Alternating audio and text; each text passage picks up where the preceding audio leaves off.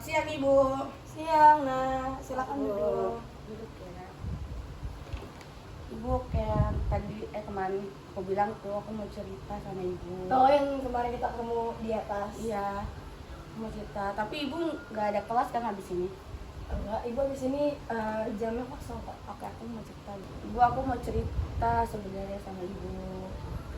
Tapi sebelumnya kamu udah pernah ngelakuin konseling belum? Atau ini baru pertama kali sama ibu? Belum, aku belum pernah cerita sama guru BK di sekolah ini, baru pertama kali. Oke. Jadi ibu jelasin dulu ya apa konseling itu. Jadi konseling itu merupakan pemberian bantuan atau layanan oleh konselor kepada konseli nih, kayak kamu sekarang konseli, untuk memecahkan masalah kamu. Nah, ibu mau tahu nih sebelumnya emang kamu mau cerita apa sama ibu? Tapi aku mau minta sama Ibu supaya cerita aku rahasia Ibu sama aku aja. Aku nggak mau teman-teman aku tahu, soalnya aku takutnya jadi gosip atau teman-teman aku jadinya ya dia ngomongin aku.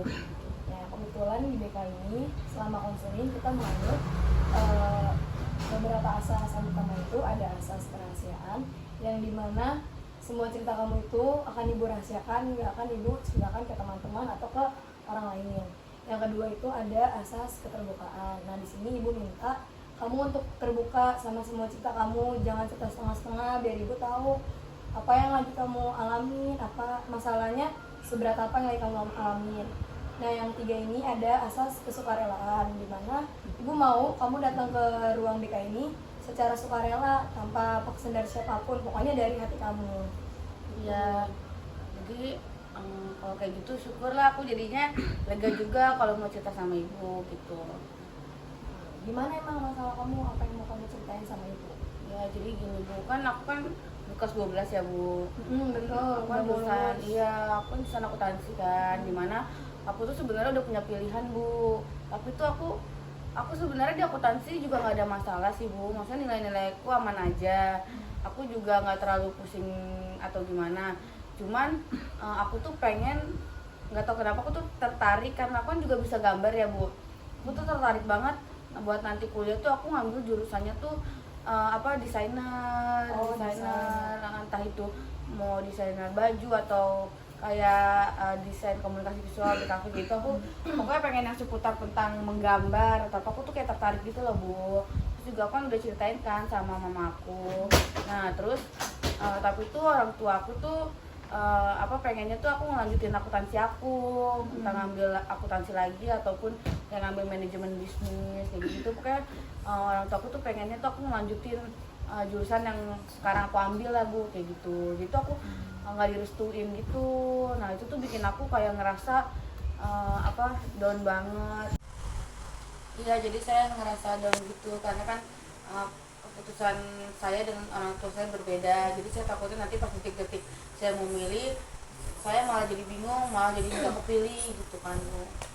Oke, ibu bisa merasakan kecemasan yang kamu rasakan. Jadi kamu merasa cemas karena bingung karir kamu setelah lulus kan? Ya Bu, kayak gitu. Di sini ibu mau membantu kamu dengan teknik EFT. Sebelumnya kamu pernah dengar nggak atau familiar dengan teknik EFT? Belum pernah sih Bu, saya belum pernah dengar apa itu ya. Jadi teknik EFT itu merupakan emotional freedom technique, yang dimana teknik ini membantu kamu untuk merealisasikan emosi kamu di titik-titik tertentu. Baik, sebelum kita mulai ke prakteknya, ibu mau tahu dulu seberapa cemas kamu tentang karir kamu dari angka 1 sampai 10. Untuk saat ini ya Bu, kalau bisa dilihat rating kecemasan itu ada di angka 9, karena kayak saya bisa ngerasain cemas tuh kayak setiap hari gitu loh Bu. Karena kan ini udah mendekati pemilihan jurusan kan, nanti kuliah saya mau ambil apa, jadi saya bisa hampir setiap hari kayak cemas buat mikirin itu doang. Jadi kalau bisa dilihat itu di angka 9 untuk saat ini sih. Oke, baik, kita bisa mulai prakteknya. Kamu bisa mengikuti gerakan ibu di bagian titik tertentu. Yang pertama itu bisa di kepala. Nah, kamu bisa mengatuknya selama 7 kali sambil mengatakan, meskipun saya merasa bingung dengan pilihan saya, saya tetap memilih diri saya padanya. Yang kedua bisa di bagian samping mata sini. Kamu bisa mengatakan, kecemasan ini membuat saya tertekan, dan saya tidak tahu harus mulainya dari mana. Terakhir kamu bisa melakukannya sambil mengusap dada. Kamu bisa mengatakan, saya tidak yakin dengan pilihan saya, Saya tidak yakin dengan pilihan saya. namun saya berusaha Saya berusaha untuk melihat kemungkinan-kemungkinan untuk melihat kemungkinan-kemungkinan yang akan terjadi di depannya. yang akan terjadi di kedepannya. Oke, jadi saya bisa ngelakuin itu kalau saya lagi sedang melakukan cemas Kamu bisa sembuh. melakukan yang tadi ibu praktekkan itu bisa di rumah, bisa di kelas atau dimanapun kalau misalnya kamu lagi merasa cemas. Tapi itu emang ini ya Bu, agak bikin sedikit keplo karena mungkin saya ngeluapin juga kali ya. Jadi saya nanti saya coba untuk melakukan. Baik, setelah kita udah melakukan prakteknya, ibu mau tanya kembali seberapa cemasnya kamu tentang karir kamu dari angka 1 sampai 10, apa ada kemajuan atau tidak? Kalau setelah melakukan tadi ya Bu, periode itu saya merasa ada sedikit perubahan, walaupun mungkin kecil kali ya Bu, kalau bisa dilihat ke 9 mungkin turun 1 jadi 8 karena mungkin itu kan baru aja aku lakuin kan Bu gitu. Mungkin nanti kalau kedepannya aku melakukan terus untuk afirmasi baik pada diriku, mungkin itu bisa merubah lebih baik lagi ya. Jadi, baik, nah jadi menurut ibu itu merupakan kemajuan yang sudah cukup baik karena kecemasan itu merupakan perasaan yang normal. Kamu cemas tentang karir kamu dan mungkin kamu jadi nggak tahu nih nanti harus memilih pilihan orang tua kamu atau tetap berpendirian sama pilihan kamu.